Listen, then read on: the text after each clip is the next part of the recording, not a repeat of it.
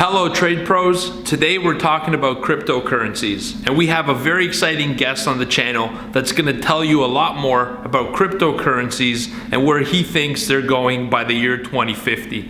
This is a very exciting interview and you're going to learn a ton. So let's get right into it. All right, awesome. Thanks a bunch for taking the time out of your busy schedule today, Robert. You're an exciting guest. And I'm really excited to have you on the channel. I know we've done some work together on YouTube. I'm really excited.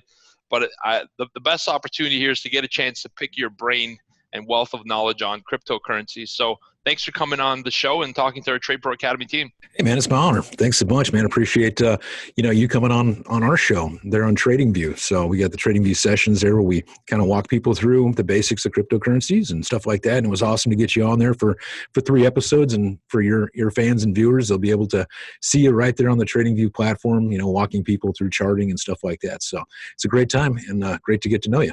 Yeah, awesome. It was my pleasure. And I'll put the links in the description as well of this video for you guys to have a look at TradingView and technical analysis applied on cryptocurrency on Robert's channel. So welcome aboard. I wanted to start out by asking you one question. Tell us a bit about yourself and what brought you into cryptocurrencies, how you got started out.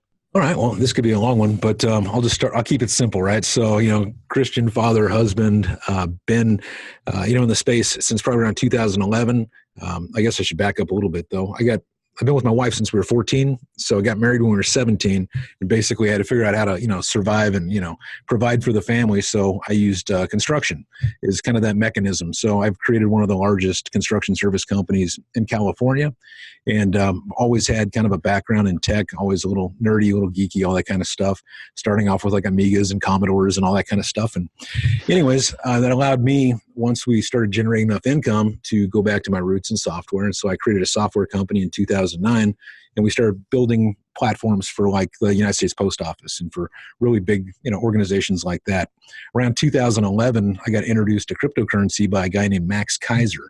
So Max Keiser's, a really big, he's really well known in the space, just in finance. He created one of the first, algorithms that the traders use. He created digital currencies, all kinds of stuff. And he basically came out and said that, the big institutions, the Fed, all this stuff is why we had the collapse of 2008, and Bitcoin is here to save the day. And he'd been saying it probably earlier than 2011, but that's when I had heard it from him. And so I looked into Bitcoin and looked into all the cool stuff that it offers, like peer-to-peer transactions, and you don't need a third party, you don't need central banks, you don't need big institutions telling you what you can do with your money. And so I got bit by the bug.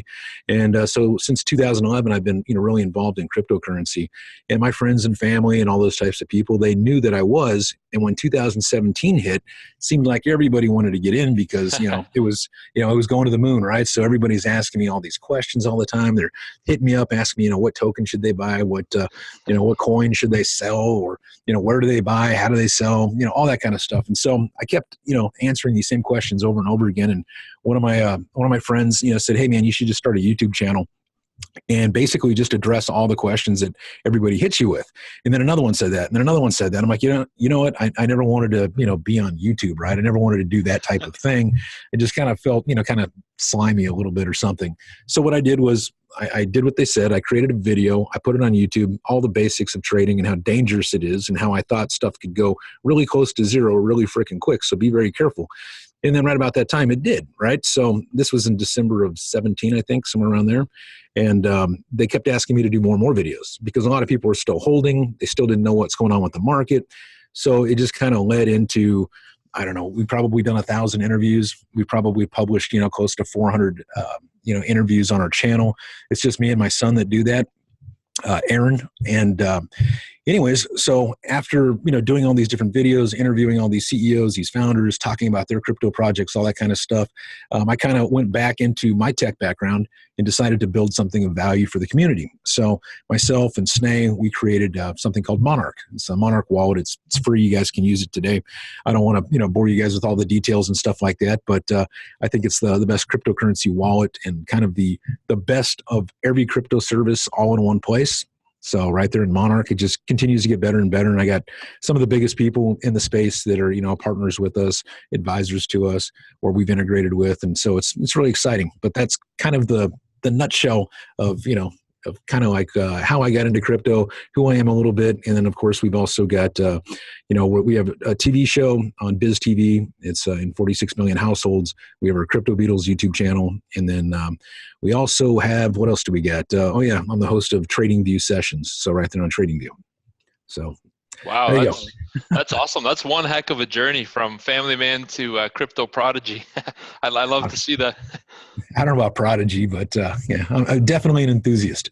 Well, when people start coming up to you and asking you questions, and it's many people over and over, that starts to authenticate the source of information. And I've had a similar start, to be honest with you. It started out the same for me with trading. You're saying, well, teach us how to trade, and it came out of necessity. So I really think, the ventures that come out of necessity are the ones that tend to perform the best. So I'm really, honestly, that's an awesome story. I love it. Thank you. Your progression where you've ended up. You're doing big things. So I'd like to ask you one of the points that you mentioned there. You said that because we know that as early adopters of anything, at the beginning, we're telling people about stuff and they think we're crazy. And then once it blows up, they come to us and we think they're crazy to some extent for not being in earlier. But what was the ride like for you up to 19,000 and above on Bitcoin? Like, in terms of your own investment, I don't know how much you want to open up again. Obviously, I respect your privacy. So what was your journey like through that period, and through the rise up and then inevitably the drop down afterwards? Well, I'm one of those guys that just kind of believes in where blockchain and crypto is going in general. So obviously when we saw the prices starting to skyrocket, I instantly started thinking, why? Right? Yeah. It doesn't make a lot of sense. We've got these cryptocurrency projects that have nothing more than a white paper, and they're worth almost $1 billion. It's like nowhere in the world does this ever happen. This doesn't happen in any other industry. So I'm thinking to myself, this is going to, pop. There's no way that they can sustain this because there's actually no value behind anything yet. There's no technology. Like, you can argue that, Apple or Google or these guys are worth, billions or $1 trillion even, right? Amazon. Right. But it's really hard to do that with a cryptocurrency project that has nothing more than a piece of paper that says, here's my idea, here's my dream, right? And they got some tokens out there that you can trade. So, knowing that, I thought it was pretty crazy, but I don't invest in things I don't believe in. So I hold for the long term. So the things that I bought, I still have. I'm not one of the guys that trade, and not because you can't make money doing that. God knows you can. But it requires kind of a full-time commitment to be a really good day trader, because we all know that, most people lose their butts, trading because they're not really committed. They don't use the fundamentals. They use emotions, and cryptocurrency is highly emotional, right? So you don't have the same type of market that you do with like stocks, with like crypto and stuff like that. It's super emotion. It's emotionally driven. You can see that the traffic that comes from the purchasing of cryptocurrency, like 51% of the purchases on the exchange comes from actually people from YouTube. So they go and they watch, some idiot on YouTube saying this thing's going to the moon, and then they go over there and they buy it, right? It's like they don't do any due diligence. Their due diligence is like listening to some idiot on YouTube saying how great this project is and how you can't lose money and all this BS. And so, you don't see that in stocks. That's one of the things that you definitely don't see in stocks. And, but anyways, I guess I digressed a lot. The ride was interesting. I saw the inevitable collapse, coming, the bubble popping, and basically now it's making way for really good projects to show what they've got and to show what they're doing. And I think those ones are going to do really, really well in the long term. And people that are still, trying to make a quick buck, those people are always going to be losing. I think it's getting close to the time where the tech is going to have to talk for itself, not just some idiot on YouTube saying it's going to, moon, right? Yeah, absolutely. I mean, I love the point that you bring up, Robert, because my experience was similar as well. As this asset was growing in the field, there was a lot of interest. It seemed like people were flocking into it for the wrong reasons, not as an adopter or believer of the technology, but for the sole purpose of riding out the gain in value, right? Riding out the wave. And it sort of became a frenzy, which made it more expensive for companies who actually want to implement the technology to do so. So that's actually one of my other questions, was to ask you whether or not you see it as a shorter term trading prospect, a longer term, but I think that was a beautiful answer. And I'm right there with you. I feel like cryptocurrencies is a great space to be investing It's new. Well, it's not as new anymore, but it's new. It's exciting. It's got a lot of potential. And I see the value of it as an investor. Once again, longer term play. And as you mentioned, the day trading comes with a lot of shorter term emotion and volatility. And I think that's solid advice to everyone listening here on the Trade Pro Academy channel. And I mean, hey, people listen to you for a reason, right? So that's awesome. Another thing I wanted to ask you, kind of in line with that, which gets a little interesting, is this. It's now 2050. Like, it's, I don't know, 30 years from now. What sort of role do you envision cryptocurrencies playing? And I know there's so many different coins, so you could take this answer however you want. Just what value and what extent is it developed and launched into our regular everyday lives? So like in the next 30 years, I imagine it's going to be something like out of a sci-fi movie, honestly. But yeah, like, yeah, probably Blade Runner or something like that. But, maybe Ready Player One, something like that. When virtual reality and blockchain and augmented reality and everything just kind of marry together, it's going to be pretty crazy. But I would imagine, in more of the short term, you're going to start seeing this tokenization of the world.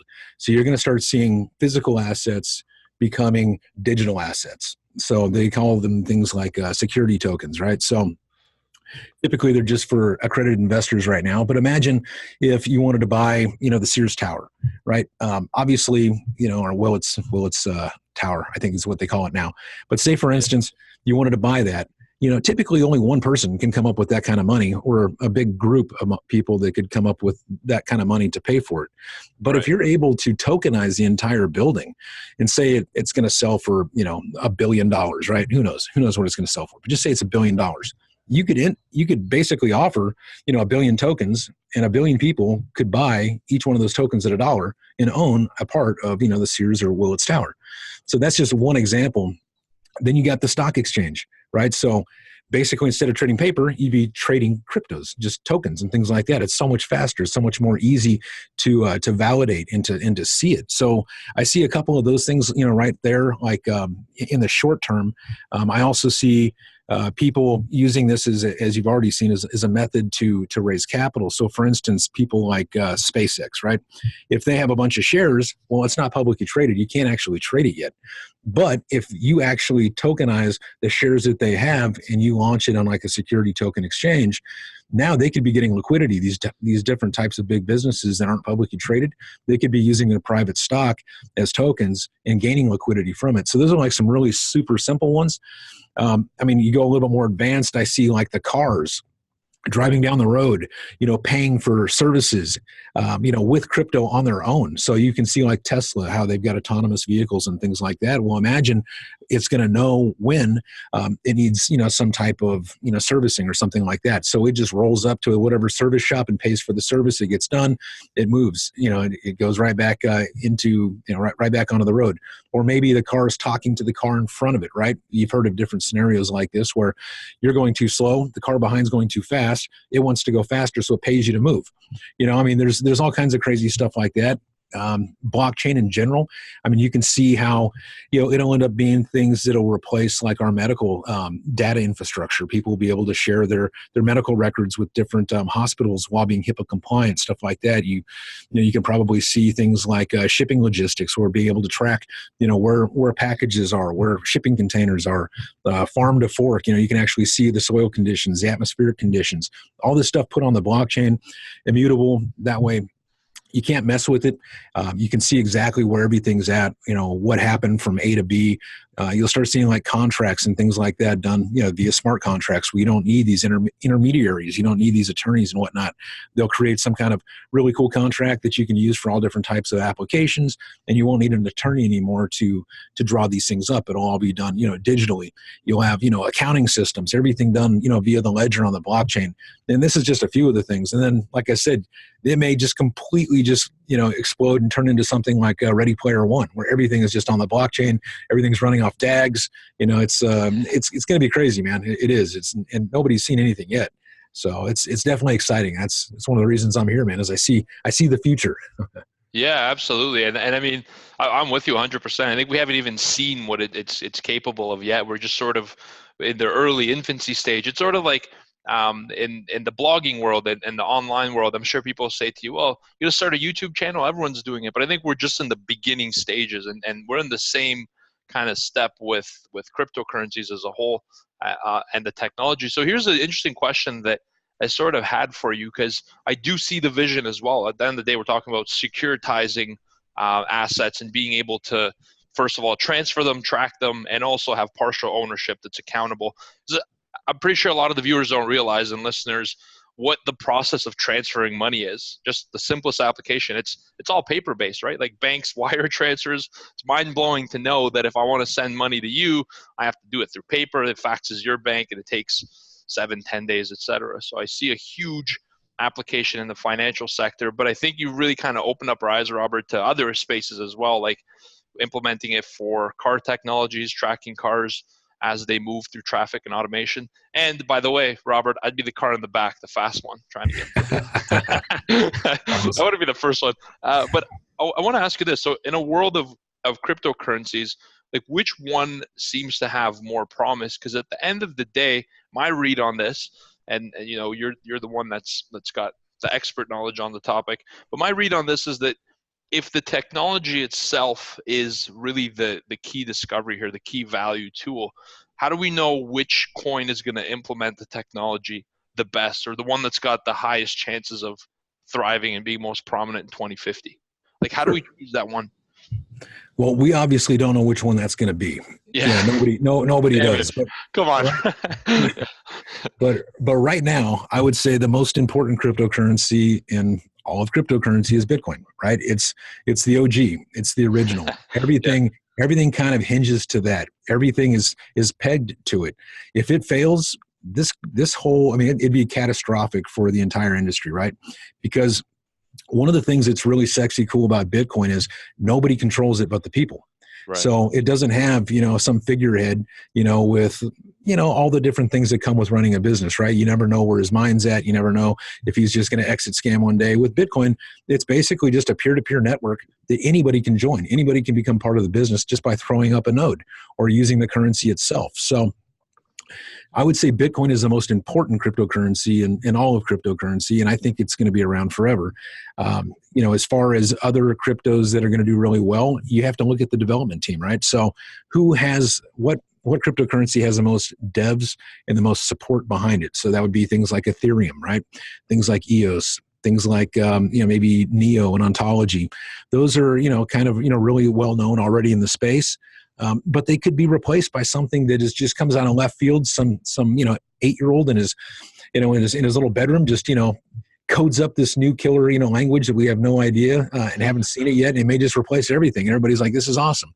There's stuff out there like Thundercore that says that they basically have done everything that Vitalik said he would do, and they've already done it, and it's already live, and people can use it. And if you've coded your thing and your DApp or whatever in Solidity or Ethereum-based protocols, you can just slap your DApp right on Thundercore and start using it. So it could be something like that. It's hard to say. Yeah, I mean, it's really hard to say, but, just follow the developers. And, that's probably where the most work is going to get done. That's probably where the most, development's going to get done. And so those probably have the most promise. And one of the biggest and best teams out there is Bitcoin Core, right? So you got the Bitcoin development, community. It's all open source. Anybody can work on it. Anybody can, basically, make recommendations for improvements to it. People voted in, voted out, whatever.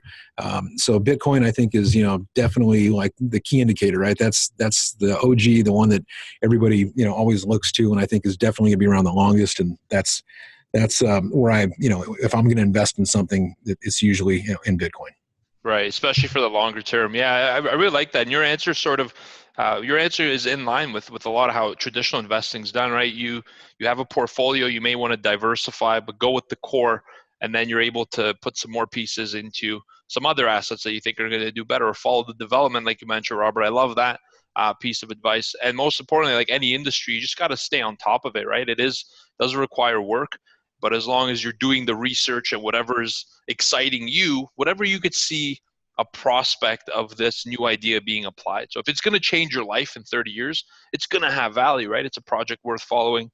So I love that advice. So maybe one last question I want to ask you is, for some of the younger generation, some of the kids who are inspired by this whole movement and the cryptocurrencies because they really believe in the vision behind it, right? Being able to not eliminate, but I mean, ultimately, I guess, for central banking to give power to the individuals back to the people with all transactions. It's an exciting project. So other than the coins or the cryptos themselves, is there some opportunities at this point to create some services around it? Like, could you be part of the crypto boom without investing in it directly or in addition to investing in it?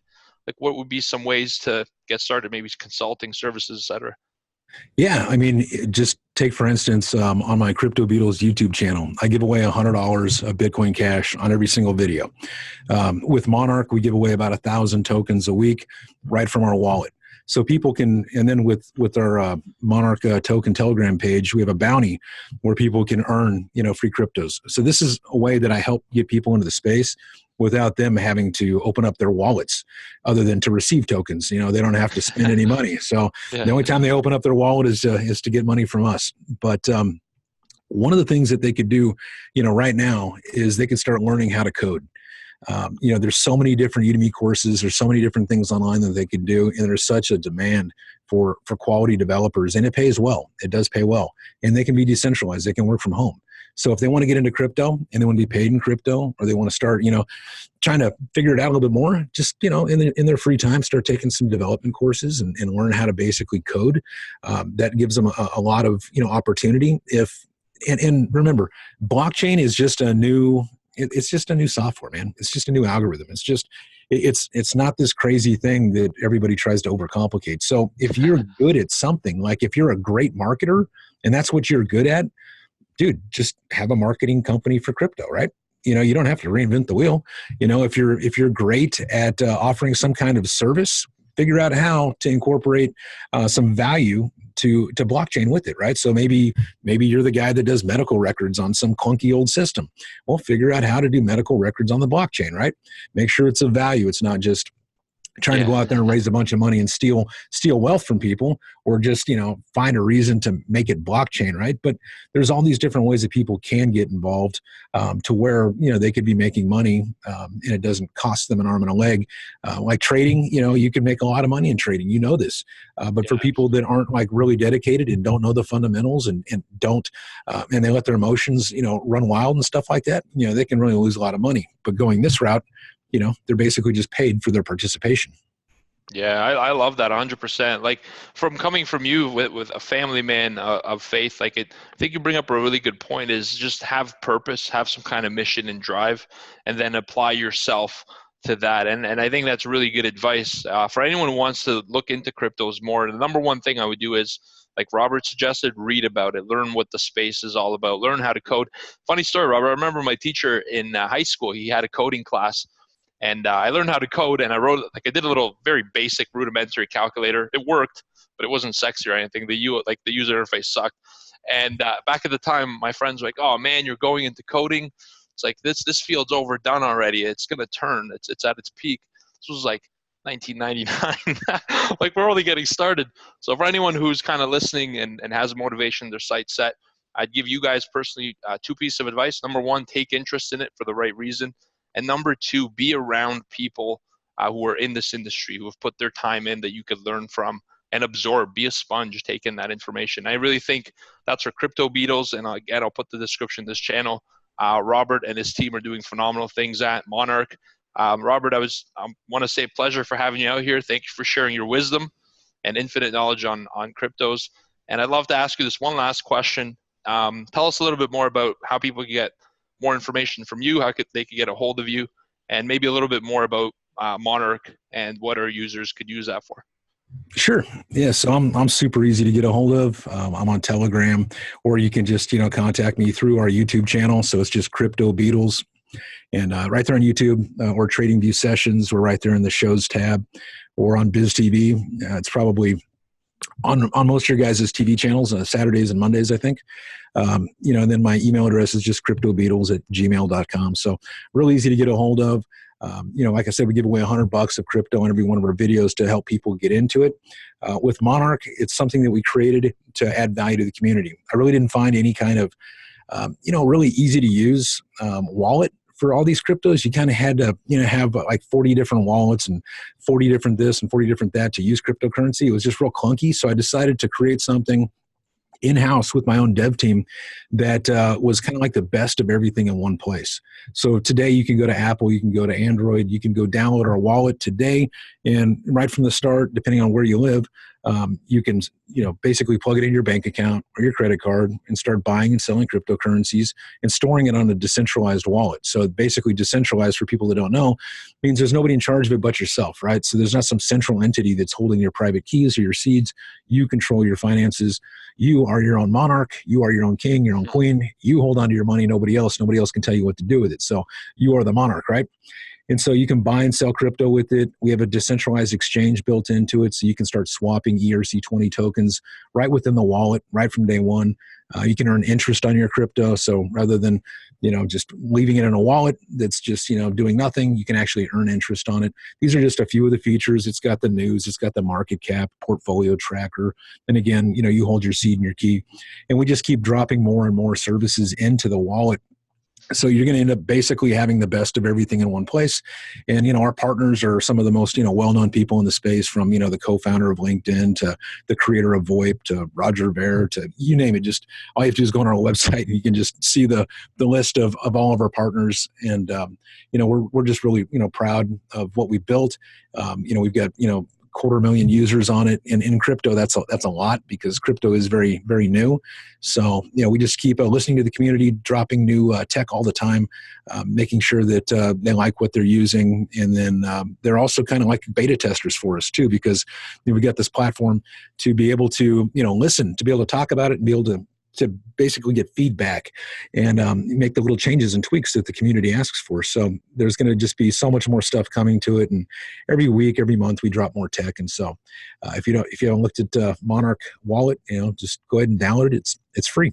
So. Awesome, Robert. Yeah, I appreciate that. Thanks so much. I love that you guys are taking something that's seemingly complex and giving it like real world use simplicity. So I really love that. I encourage you guys to check it out. I'm thankful for you for being here on our channel. Thank you for the update. I can't wait to see your journey. And man, I send you love, joy, and happiness. I'm happy you're doing what you're doing and educating the field out there. You're a good man. We need somebody like you in the crypto space. I'm not the worst, not the best, but yeah. I do what I can, man. Keep the dark secrets inside, man, that you can't. The bad trades. Yeah, exactly. We all have the bad trades. It's funny, in our room when we have a bad trade, we actually, as much as it stings me, I kind of show those ones the most, because people can learn the most out of those times. That's it. Learn from your mistakes and your failures. That's it. Don't repeat them. So exactly. Awesome, man. Well, it's been fun. It's been great hanging out with you again, man. I appreciate you. And thanks again for, Trading View Sessions, man, coming on and, sharing some of your wisdom with the people there. Appreciate you.